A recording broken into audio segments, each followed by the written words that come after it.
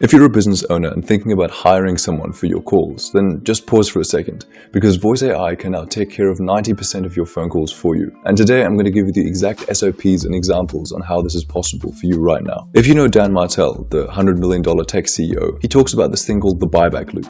You basically audit what's in your calendar, you transfer the low-income producing activities to a human, and then use your free time to focus on higher leverage activities. The weak link in the system is, of course, the human, the transferring part. You have to recruit someone, you have to train them, and then you have to pay them on a monthly basis. And I'm going to show you exactly how to remodel this buyback loop to use Voice AI instead of a human to complete most of your repetitive tasks. And in case you're curious, this is an example of one of the calls from my previous videos. That sounds like a fantastic project, Liam.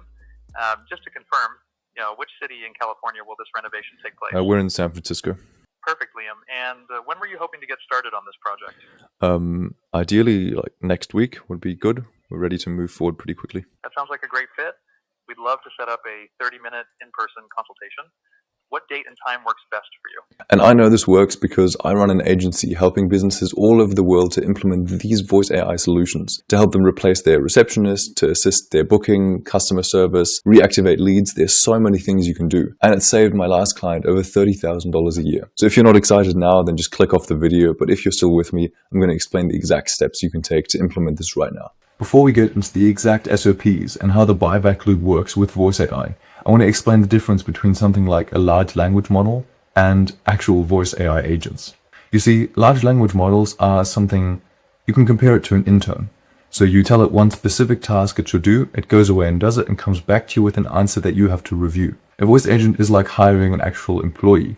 You basically tell it, this is what you are supposed to do in my business. So for example, you'd say, you are my receptionist, and the receptionist knows, okay, I can log into the calendar, I can log into the emails, I can take phone calls, I can look through documents if a customer has questions, I can transfer the call to a manager. And that's exactly what an AI agent does. You don't tell it one specific thing you need to do, but you rather tell it what its role is in the organization and tell it what tools and features it has access to. And then when somebody calls, it can choose which tools it needs to use to actually take real-world actions. And that's where these things become so valuable. So which parts of your phone calls should you outsource and which ones are better left for humans to handle? Well, that's where the first step of the AI voice agent buyback loop comes in. Once again, the SOPs are in the description, like no email opt-ins or anything, just download them and give them to your employees that handle the phone calls. They will be tasked for the next 30 days to do these things. First of all, out of every phone call, they should first of all note, was it inbound or was it an outbound phone call? Next, they should make a list of the broad category, give it a label, whether it's for booking, FAQ, refund, tech support, lead follow-up, complaint, or something else. Next, they should write down the exact actions that they took. So for example, booked a time in Calendly, or we processed a refund in Stripe, or we send an FAQ link via email, escalated to a supervisor. Next, you should give them a difficulty rating. 1 would be a very easy, straightforward task, something like booking in the calendar. 2 would be a moderate task, something with a bit of back and forth. So for example, finding the right room type in a hotel and then booking the room and even giving them access to a payment link afterwards. And 3 would be something that required multiple people to handle. You had to transfer back and forth. It was a complex issue that took longer than 15 minutes. Once you've done that, you need to group them. Group them by the call tags that you give them before. So you know that my bulk of the calls were booking, or the bulk of them were refund or tech support. Now we're moving on to step 2 of the buyback loop. And this is usually where my agency, Vant AI, takes over for you and handles these things from this point onwards. But if you're curious and you're more of a do-it-yourselfer, I've nonetheless given you an SOP in the description for you to check out. So the first thing is you have to make a decision. You have to look through your previously assembled list and figure out what is the largest group of calls. So for example, bookings. And then you should figure out which one of these groups has the lowest difficulty rating. You ideally pick the biggest group with the easiest tasks to handle and outsource that to AI first. You can of course move into more difficult things later on, but if you're just starting out, it's best to do the simple things first. Next, what you need to do is make a very accurate list of the tools that they need. And I don't just mean like our Google Calendar and property management software and email. No, it'd be like very specific. For example, we could have something like Calendar would turn into check for availability, book a time, update a time, cancel a reservation. Those are the 4 or 5 things that it needs. And you need to be very specific with this and write it down so you can give your agent a list of tools and actions that it can use. Next, you need to check if the AI can actually integrate with your software. And all you need to double check is if your software has an API endpoint.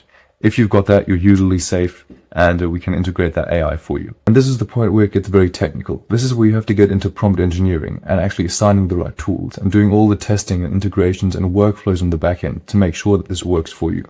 If that's something you're interested in doing, then you can check out my YouTube channel. I've put out a bunch of tutorials literally front to end on how you build one of these agents. So give it a go yourself. But if you just like to buy back your time and outsource this task to someone else, you can book a free AI consultation call down below and figure out how my agency could help you set one of these things up. Congratulations, you've officially arrived at the third step of the buyback loop, which is to, well, fill up your time.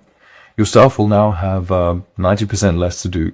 And this is a good thing, because we're not trying to replace them here. I know that a lot of people are struggling to hire staff at the moment, so I'm very sure that you will find plenty of stuff to do for them.